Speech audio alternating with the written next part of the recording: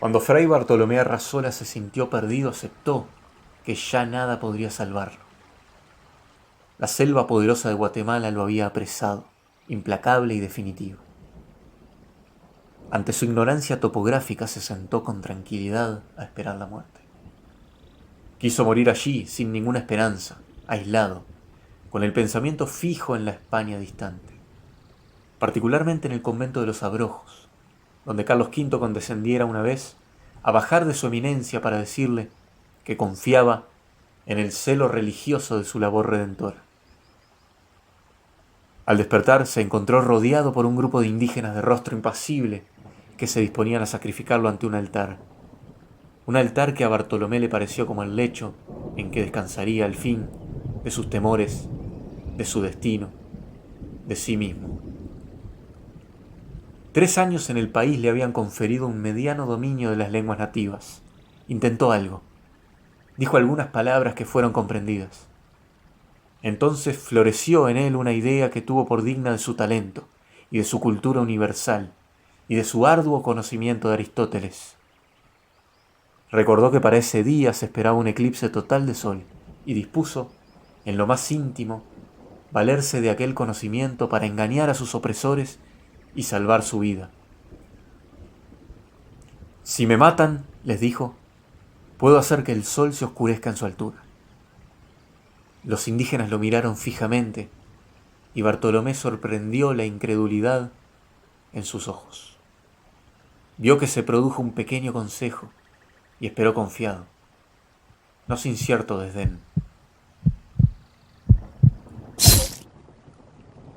2 horas después, el corazón de Fray Bartolomé Arrasola chorreaba su sangre vehemente sobre la piedra de los sacrificios, brillante bajo la opaca luz de un sol eclipsado.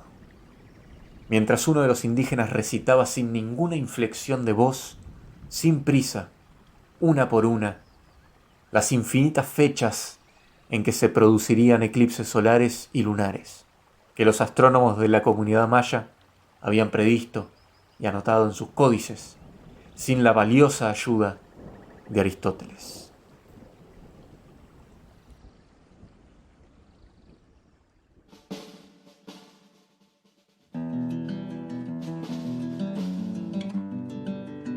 Augusto Monterroso Bonilla, Tegucigalpa, Honduras, 1920.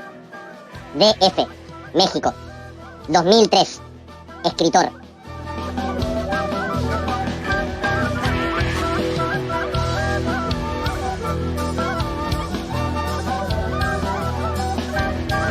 Bueno, Michi, ahí escuchamos el eclipse de Augusto el Tito Monterroso. Te traje uno ya de entrada apodado para evitarnos ahí la confusión. ¿Le puedo decir Augusto Tito Monterroso entero? Dale, Perfecto.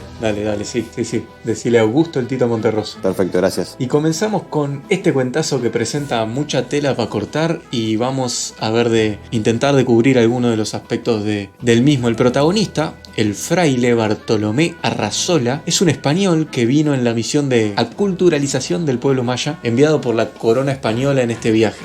Carlos V, específicamente, confiando en el celo religioso de su labor redentora, como dice el texto.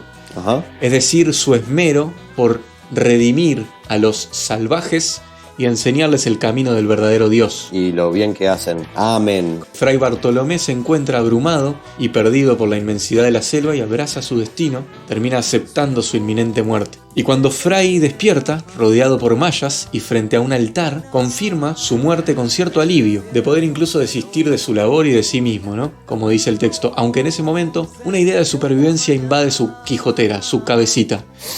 La idea de suponerse más astuto y superior que sus captores, e intentar escapar con un supuesto conocimiento de la cultura universal, ¿no? Un pensamiento que solemos tener de que existe tal cosa como la cultura universal y es una sola. la europea, Sí, básicamente.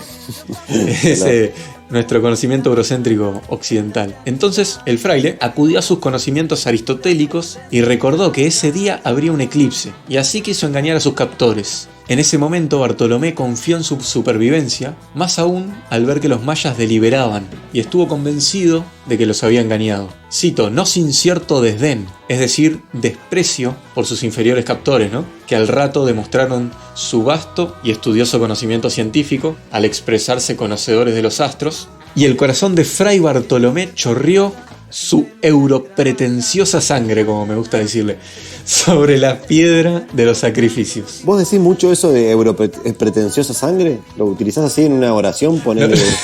Lo utilizo todo el tiempo, como 3 veces por día más o menos. Al súper, ahí va, 3 veces por día. Bueno, sí. Cuando me cruzo con alguien medio agrandado, sí. El clásico porteño, yo no le digo porteño, le digo europretencioso. Perfecto, sí. Bien. La historia de Fray Bartolomé Arrasola representa, entre otras cosas, la falsedad de la pseudoconquista de América, ¿no? El desmerecimiento de la cultura ajena y la aculturación de los europeos de nuestras tierras, y la subestimación un poco de los pueblos originarios. Y nos hace reflexionar, o por lo menos a mí me hace reflexionar acerca de toda la base de nuestra cultura occidental, ¿no? A veces tendemos a pensar que el origen de las cosas se dio en el mal llamado viejo continente, ¿no? El conocimiento científico, la filosofía. Sí. Incluso, ya que estamos en este asunto de la literatura, en lo institucional, el origen de la literatura se le atribuye a los griegos, particularmente a los textos de Homero, ¿no? Ajá. La Odisea, la Ilíada. Sí. Y a pesar de que estudiosos ya saben que existen textos literarios anteriores ¿Mirá? a estos griegos, de otras latitudes, como por ejemplo de Egipto, se conoce que el Libro de los Muertos data, por ejemplo, del 1540, cuando las obras de Homero son del 750 antes de Cristo. O sea que como 800 años, yo no soy bueno en la matemática, pero como 800 años antes. 4, 5, 2, restale 3. Más o menos, un montón de años, digamos. Sí, ahí va. Y así con absolutamente casi todo en nuestra cultura, incluso el mal llamado idioma universal que aprendemos y la poca importancia que le dan más que nada los gobiernos y le damos los ciudadanos a veces de los países latinoamericanos al aprendizaje de los idiomas originarios, por ejemplo. Es al lado, ¿no? Sí, hay pelotudos acá que estamos estudiando, que estudian, digo estamos porque hay pelotudos como yo, pero que estudian latín, ¿viste? Digo, me parece copado, qué sé yo, pero digo, hay un montón de lenguas acá que también... Totalmente, y yo no es por, coincido, y no es por limitar el conocimiento, sino que para mí, para el sistema educativo tendría que haber otras prioridades. Sí, tal cual. Antes que los idiomas optativos que solemos tener en la educación son alemán, italiano, inglés, sí, hasta ahí, francés. Para contar. Sí, mal. Claro, nunca quechua, aymara, guaraní, que tendría como más sentido, ¿no? Sí, tal cual. Yo aprovecho a comentar que hay un estudioso argentino que es residente de México que se llama Enrique Dussel, Ajá. que en muchos videos y escritos trata el tema del despojo cultural latinoamericano. Incluso resalta como ningún gobierno de los progresistas, digamos, de los últimos años se ha manifestado realmente en pos de una reforma educacional radical, como esto que acabamos de hablar, Claro. ¿no? Sí, tal cual, es verdad. Que me parece a mí que es por donde empezaría realmente el cambio cultural. Sí, si no cambias ahí las cabecitas de... Tal cual, hay que empezar por trabajar las futuras generaciones, reformando contenidos de historia, lengua, literatura, etc.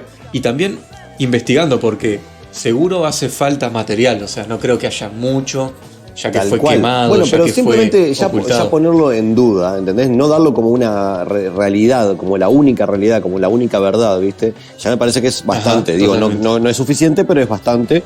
Y no, se toma, o sea, Exacto. es como decís, ¿eurocentrista era? Sí, eurocentrista, eurocéntrico.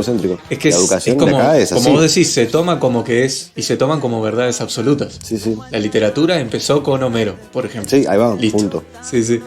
Bueno, hasta, a ver, Bueno, y- con el ejemplo más choto, sin ir ni muy lejos, pero es más, cuando nosotros éramos chicos, yo tengo 30 años, cuando éramos chicos, el descubrimiento de América, Colón descubrió América, o sea, creo que hasta ahí tenía que hacer una cartulina, ¿viste? Tipo, digo, qué sé yo. Sí, tal cual. El descubrimiento, sí.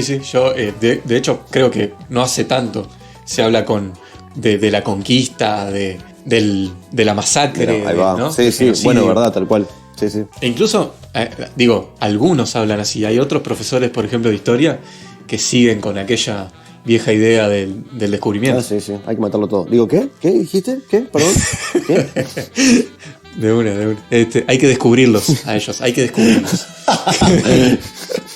Yo creo que todo esto responde, obviamente, al imperialismo cultural que nos impusieron exitosamente desde hace muchos años y que hoy todos reproducimos y legitimamos, ¿no? Creo que este cuento es una expresión artística linda de esas ideas, ¿no? Y de las falsas nociones que tenemos de las culturas previas que habitaron estas tierras. Sí.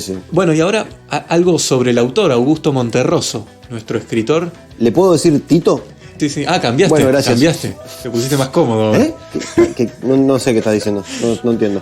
Dale. Bueno, el Tito nace en Honduras en el año 1921 en Tegucigalpa. También adquirió su nacionalidad guatemalteca como el padre. Participó en las luchas populares de ese país, de Guatemala, que terminaron derrocando al dictador Jorge Ubicos. Al estallar en 1944 las revueltas contra el mismo, Monterroso desempeñó un papel activo de militancia, ¿no? en los movimientos de cambio, lo que le llevó a la cárcel al tomar el poder el general Federico Ponce Baidés, pero en septiembre logró escapar de prisión y pidió asilo en la Embajada de México. Terminó instalado y viviendo en ese país el resto de su vida. Empezó a publicar sus textos a partir del año 1959. Los rasgos fundamentales de la narrativa del Tito son prosa concisa, breve, aparentemente sencilla, pero sin embargo llena de referencias culturales, así como mucho manejo de la parodia, la caricatura y un poco el humor negro también, ¿no? Es considerado como uno de los maestros de la microficción o microrrelato. Algunos dicen que el creador. No, ya sabemos que no hay un creador, ¿no? Porque capaz que alguien lo hizo antes. Exacto. No, porque Tito es latino. Entonces ahí no bien. Sí, fue él. Bueno, de forma breve él aborda temáticas complejas y bastante fascinantes con una provocadora visión del mundo. La microficción me parece un género súper zarpado, me encanta. Es un subgénero que permite que el lector se convierta un poco en autor y llene con su imaginación los espacios en blanco de las historias, ¿no? Básicamente consiste en escribir el clímax de un relato sin especificar cómo se llegó ahí ni cómo será el desenlace, mira, permitiendo que el lector se convierta un poco en autor, ¿no? Bueno, Augusto el Tito Monterroso murió en el año 2003 en México y el primero y más breve de los microrelatos de la historia fue de Tito, como decíamos, y es el famoso El dinosaurio. Y dice, cuando se despertó, el dinosaurio todavía estaba allí. Así que, salud, Tito Monterroso.